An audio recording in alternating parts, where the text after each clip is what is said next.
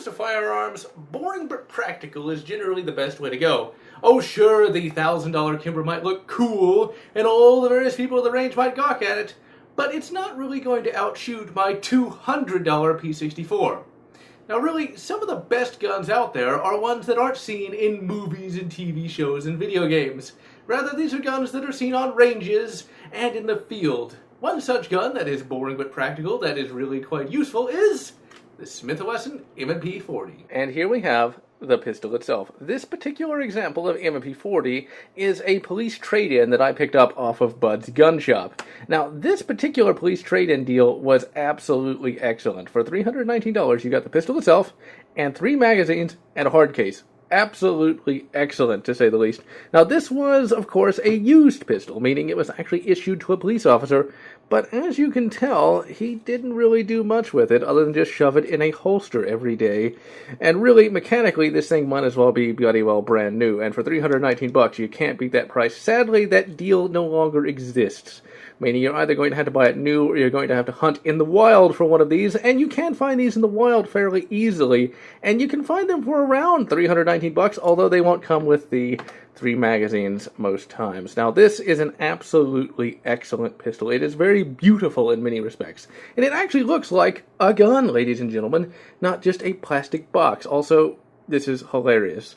Caution, capable of firing with magazine removed. This is supposed to be a police gun, and you would think he would know if the gun was loaded or not, but oh well. Now, this is an older version of the M&P 40 as well, evidenced by the fact that it says stainless across the top. They got rid of that in later designs. And also, we, of course, have Detroit PD, which to me is really cool because that, of course, is the city where RoboCop is from, ladies and gentlemen. And really, the markings on this thing look really quite good. You're going to love the etching on the M&P 40 here. But also you can see there's a little, just a very little holster wear. It has held up remarkably over the years. And of course, this particular roundel here on the composite here has worn away, but on the other side, it still looks very crisp. And I just like seeing the military and police symbol. It just looks very nice and very official. The magazines, of course, are in really good shape. Now, of course, there is wear on them, but they have functioned absolutely flawlessly. And we will take a look at this one as well. Now, one of the elements of this particular pistol that was touted as a major selling feature was the fact that the back straps could be changed, and you could change them by pulling up on this little thing here. It's not altogether that easy, especially when looking through a viewfinder, but you pull it out like so, and off comes the back strap, and you can put another one on here like so.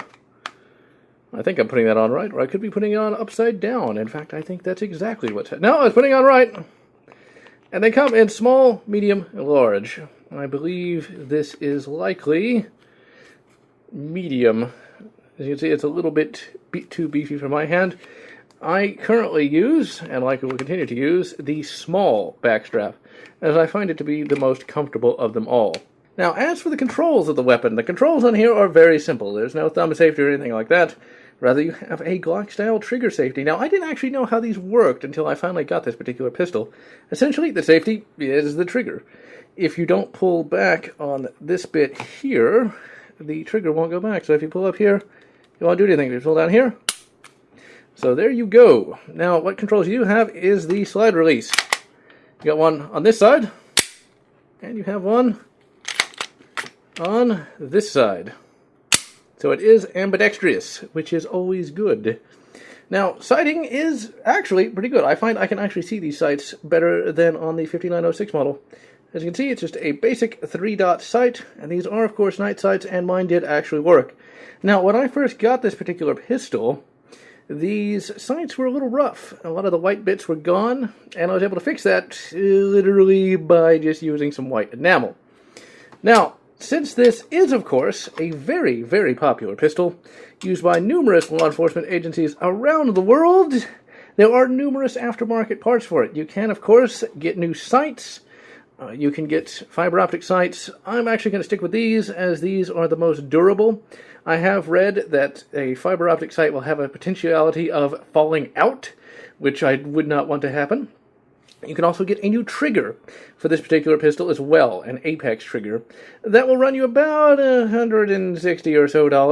Not all that bad, but honestly, the trigger in this one, at the very least, is very, very crisp, very smooth. I am very, very pleased with that trigger, ladies and gentlemen.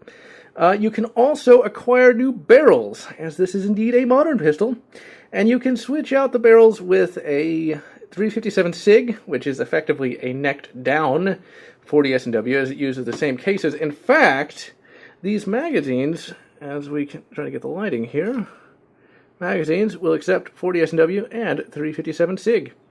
And one rather interesting thing to note about the 357 SIG is the fact that the Texas Department of Public Safety uses the M&P chambered-in 357 SIG. Now, why is that important, you may ask? Well, the Texas Department of Public Safety just so happens to be the modern-day form of the Texas Rangers. They're always armed with the best, ladies and gentlemen. Now, you can also get, for cheap shooting, 9mm barrels as well. I'm not sure if I'm actually going to get one myself, just because the 40 S&W is actually fairly inexpensive to shoot, as we'll take a look at in a moment. And, well, I just don't want to complicate this with more magazines and things of that nature. Ultimately, though, there are multiple 9mm barrels to choose from. You can get ones that cost only about $70, and you can get some that cost $170. Ultimately, it is an option if you really want to shoot 9mm, and if you want to shoot slightly cheaper than with the 40 S&Ws. Now, keep in mind, though, if you get the 9mm barrel, you're going to have to get 9mm magazines. Disassembly for this pistol is really quite simple, assuming you know what you're doing. To disassemble is you want to lock the slide back like so. You then pull down on the takedown lever, pull the slide forward, pull the trigger, and off comes the slide. And you can easily disassemble. Even easier when you're not looking through a viewfinder. You can see, just like the 50.06 model, all you gotta do is pull out the recoil spring here, pull out the barrel. Very easy, very simple. And reassembly is also easy, even when looking through a viewfinder. One of the things I was worried about when I first got it is I feared I might actually put this recoil spring in wrong, but not actually allowed to do so. It's really quite easy to put the recoil spring back in. And since it's captive, that's one last thing to lose. Reassembly is very simple. All you gotta do is, like you got it off, you pull it back, push that up, and it's back on. So with that, let's take a look at the ammo for this particular beast, shall we? By far the most cost-effective ammo on the market right now, at the very least, is the Winchester ammo. Now, Winchester ammo here can be picked up for $55 at Walmart, in Texas at least. And this is by far the best price that you're going to find. You can find ammo online a little bit cheaper, but the shipping is what gets you.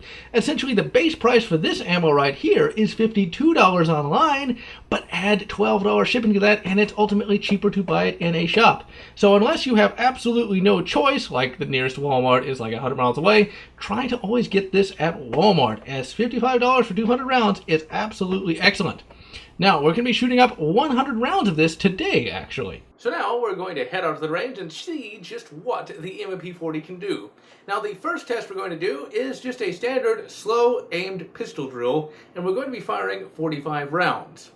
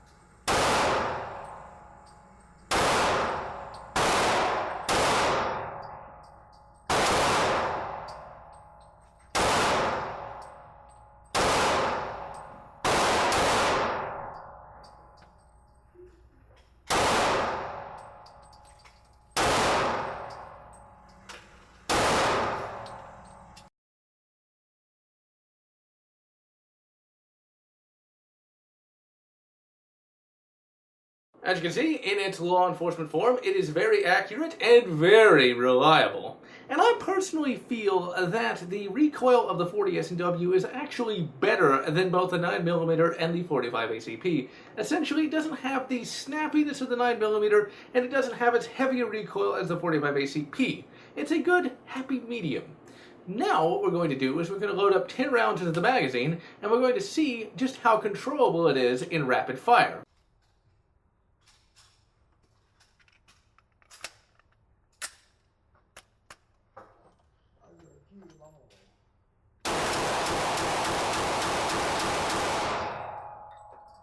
As you can see, the pistol is very controllable in rapid fire, and by the great Ysmir is rapid fire bloody well fun. In any event, mag dumps aside, one aspect of the pistol that is actually pretty good is the fact that it's very easy to learn. Essentially, I'd never even seen an M&P 40 till I bought that one, and I never even shot a 40 S&W until I got that one. And I was able to get pretty good accuracy my first range trip out. Now today, we're actually going to see my mother shoot it for the very first time, and we're going to see just how easy it is to pick up the Smith and Wesson M&P 40. Please be careful. Shut up.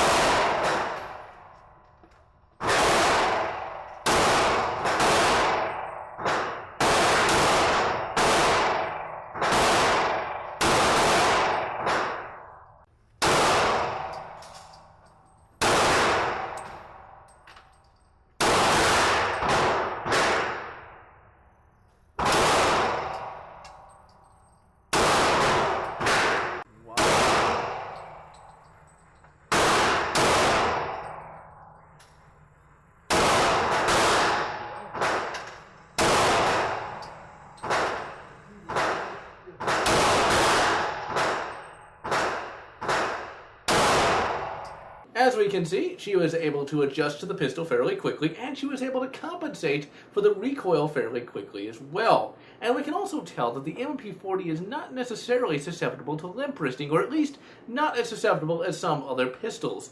Essentially, what limp wristing is exactly what it sounds like. You are limp when you go back, and thus you can cause some issues, most notably feeding issues with some semi-autos, meaning the slide doesn't go all the way back, and you can potentially get a stovepipe. Now, we're also going to turn this pistol over to my grandmother to show you that smaller framed shooters can indeed handle the M&P 40.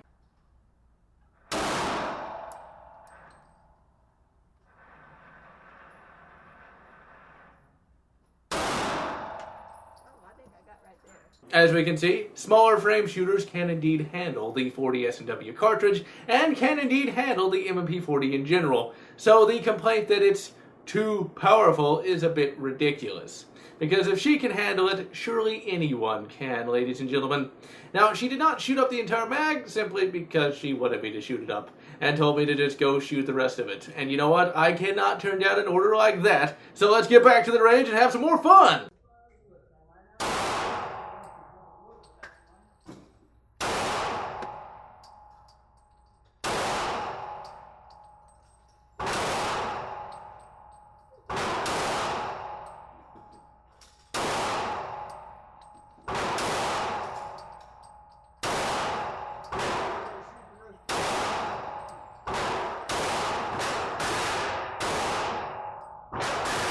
I highly recommend the M&P 40. It is a high-quality semi-auto that will not break the proverbial bank.